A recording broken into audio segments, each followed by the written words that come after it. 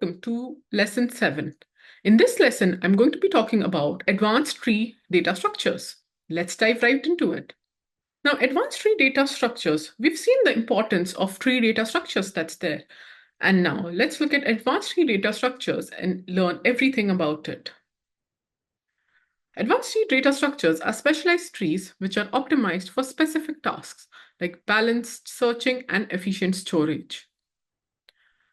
The first one is AVL trees. It is a self-balancing binary search tree where the height difference between the left and the right subtrees is at most 1 for all nodes. In case of insertion or deletion, we need to perform operations such that this difference between the left and the right subtree's height remains to be 1 always. The key operations are insertion and deletion. To maintain balance by performing rotations, be it single or double rotations. Properties. The height is O of log n, which ensures efficient operations. The balancing also occurs in O of log n time. Application is scenarios that need fast lookup and insertion, such as in-memory databases and file indexing. Now, let's look at AVL tree. So, consider an example of an AVL tree like this, wherein the nodes have the data as following. And through this example, I'll be showcasing a few of the way the AVL tree has special properties. Now, if you see that this tree is AVL because the difference between height of the left subtree and the right subtree is 1. So left subtree minus is 1. That is what makes it to be AVL.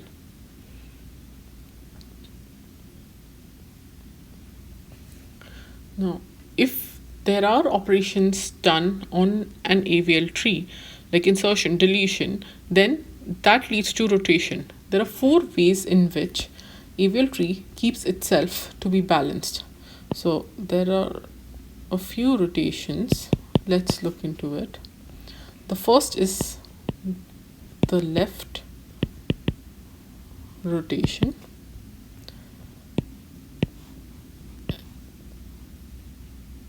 Consider that the tree was still here and we've inserted a node right here which is in the right subtree of the right subtree. So if this is A, B, C, this is now unbalanced. In this case, what is done is this comes up, so B becomes my new root node and A and C become the children of it. Now this is balanced.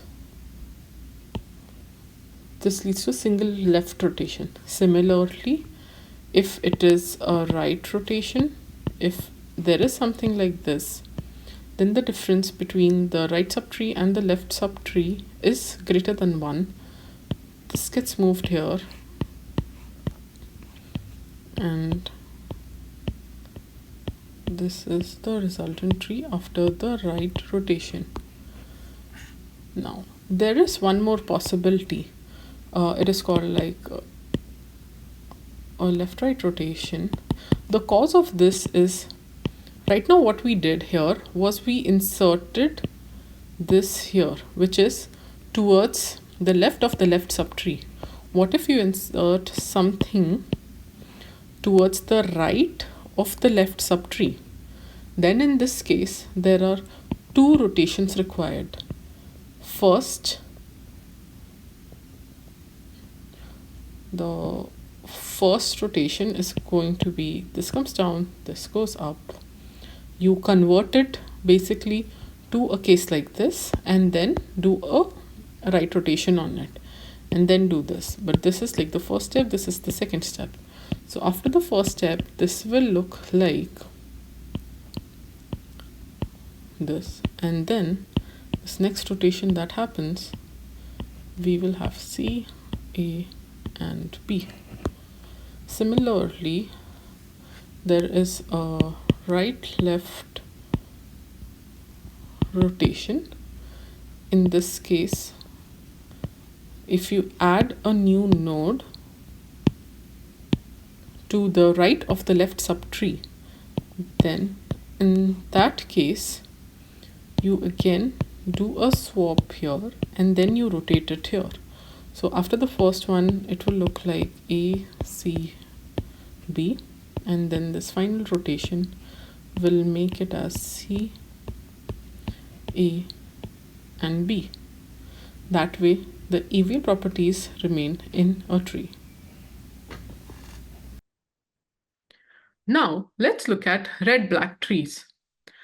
It is a balanced binary search tree with an additional property. Each node is either red or black, and specific rules maintain the balance. The balancing rules are that the root is always black. Red nodes cannot have red children. Every path from root to a null pointer has the same number of black nodes. These are the rules that are maintained in a red-black tree. The key operations to achieve it are, in insertion and deletion, maintain balance via color flipping and rotations. The properties is that the worst case height is 2 times log of n. This ensures balance. It is internally used in the implementation of Java's tree map and tree set. You must have used tree map and tree set quite often to solve competitive programming problems or in your own programs. But have you ever wondered the internal working? The internal working is actually red-black trees. The applications are in real-time applications which require guaranteed operation time, like schedulers and networking. In the current real-time applications which require guaranteed operation time, red-black trees serve as the correct solution. Now let's look at red-black trees. Now, as we know, in red-black trees, there are a few rules that we follow. That every node is either red or black, the root is always black, all leaf nodes are black, and red nodes can't have red children, and every path from a node to its descendant nil nodes are, or the leaf nodes, have the same number of black nodes. Now consider being given a problem like this. To construct a red-black tree out of 1, 2, 3, 4, 5, 6, 7, and 8. Now, first, since we are here, since always the root is black, let me actually color coordinate it as well. Since the root is always black, my 1 comes here. After this, I insert 2. After this, I need to insert 3. But if I insert 3 here, no 2 red nodes can be adjacent. So we undergo a rotation. And this makes it to be something like 2, 3, and 1. Also, now this is violating the rule that this is not black. So we recolor. In this case, 2 is up here and 1 and 3 are attached like this. Now this is a red-black tree, but now we have to add 4. So what we do is working with multiple colors is a bit difficult, but just so that you have a visual understanding, now I am adding 4 here, but now the uncle of this 2 nodes can be adjacent again. So we do a recolor. In this case, it becomes like this: 2, 4, 1, and 3. And we have this connection. Now again, root needs to be black. So we go ahead with the next step of having 2, 1, 3, and then 4. After this, now if we want to add 5 to it, we add 5 here, but again these two become same and we do a LL rotation. That gives us something like this: 2, 1, I'll just add this here before, 5 and 3. But these two are adjacent and red, so we again recolor it. In recoloring, I have 2 here, 1 here, 4, and then these are connected by 3 and 5. Once this is done, I have to add 6. In adding 6, let me just show here. Here itself, I add 6. But again, this is different, so a rotation is required. And recoloring. So let me just see. Recoloring. Let me recolor it.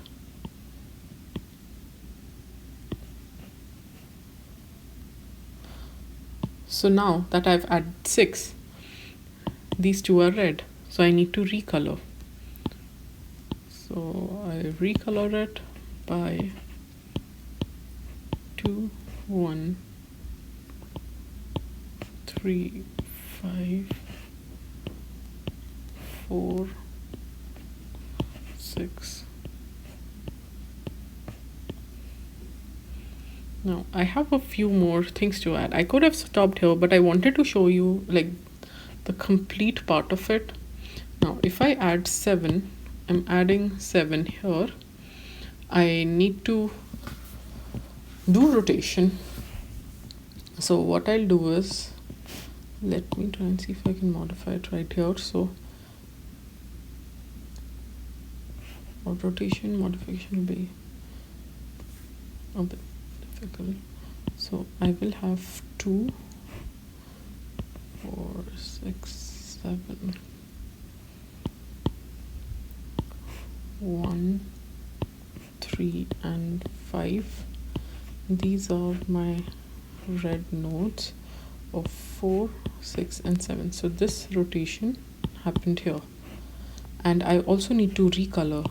So now I'm recoloring this as black, and this becomes red.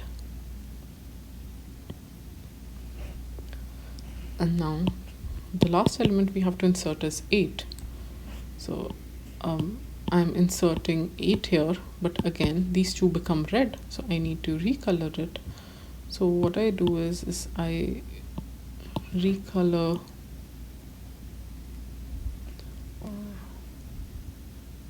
so now these become same. I need to recolor. So my final one would look like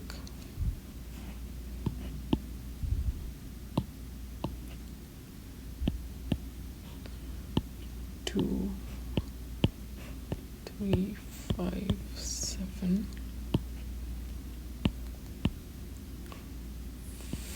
4,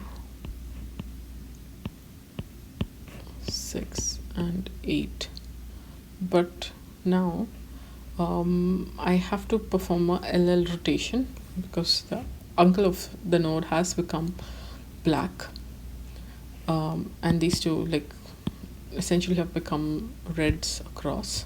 So I need to recolor. I need to rotate and recolor. So in the first step, this is what it will come up to be. So it will be 4, 6. Here I have 2, 1, 3, 5, 7 and 8. But the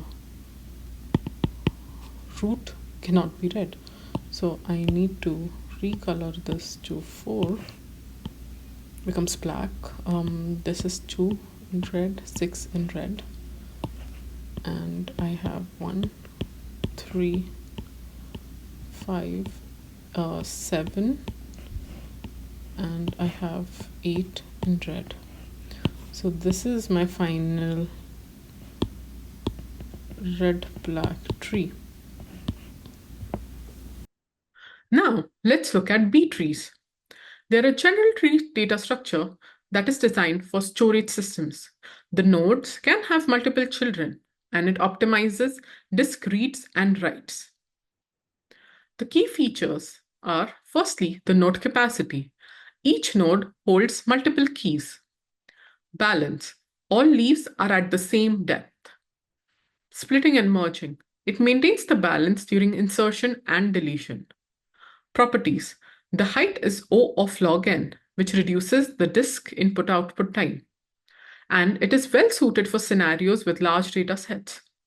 Its applications are in databases like MySQL and MongoDB, and file systems like NTFS and ext4. B trees are very, very widely used, and they help us, especially in scenarios with large data sets. And with big data and handling big data, large data sets is a key problem that needs to be solved for bigger applications. Using B trees can help achieve a lot of our goals with handling big data. Now let's look at the comparison between these advanced tree data structures. In case of AVL tree, the balancing method is rotations, be it single rotation or double rotation, and it has fast lookup and insertion properties. Its application areas are in memory databases as well as search-intensive tasks. And you can find the height of the tree in log n time complexity. In case of red-black tree, the balancing methods are the color rules and the rotations. The operations are balanced, predictable time, and the applications are real-time systems and programming libraries. B tree, the balancing methods is node splitting and merging. It is optimized for I/O operations, that's input-output operations. It has applications in databases, file systems, and large-scale storage. And in order to find the height of a B tree, it can be achieved in log n as well, which is similar to the AVL.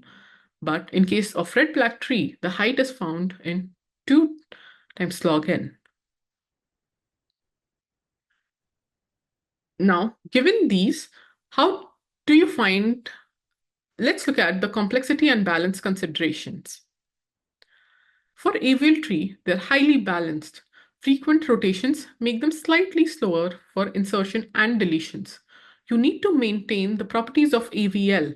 So you need to have rotations whenever there's an insertion, addition of a node, or deletion of a node.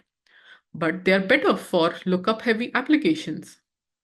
In case of red-black trees, they're moderately balanced with fewer rotations than AVL. They are ideal for scenarios where insertion deletion is frequent. If you have a scenario where an insertion deletion happens very frequently, go for a red-black tree over an AVL, because in AVL, you'll have more rotations every time there's an insertion or deletion. Now let's look at B trees. They're optimized for disk input-output. Balancing spreads over large node sizes, and they're perfect for systems which manage large data sets with limited memory. A few applications of the advanced tree data structures. The first is databases. B trees are the backbone of indexing mechanisms in relational databases. File systems. File systems like NTFS and ext4 use B plus trees for direct organization. Programming libraries. Red-black trees implement sets and maps in C++ and Java. Search engines. AVL tree provides fast lookup for search-intensive operations. Memory management. They're used in real-time systems for allocation and scheduling. If you see, the applications of these three types of advanced tree data structures are very wide and are used by you indirectly through the backend systems you use in everyday life. Master these data structures in order to build more efficient, more scalable programming solutions. As we come towards the end of the lesson, let's look at a few key takeaways. The first is that advanced tree data structures address limitations of basic trees and optimize for balance and efficiency. Choosing the right tree depends on the application requirements. Lookup, speed, insertion frequency, or storage optimization. AVL and red-black trees excel in dynamic data scenarios. B trees are indispensable for large data sets. This brings us towards the end of advanced tree data structures. Take the quiz, see how much you've learned, and come back if required. I'll see you in the next lesson.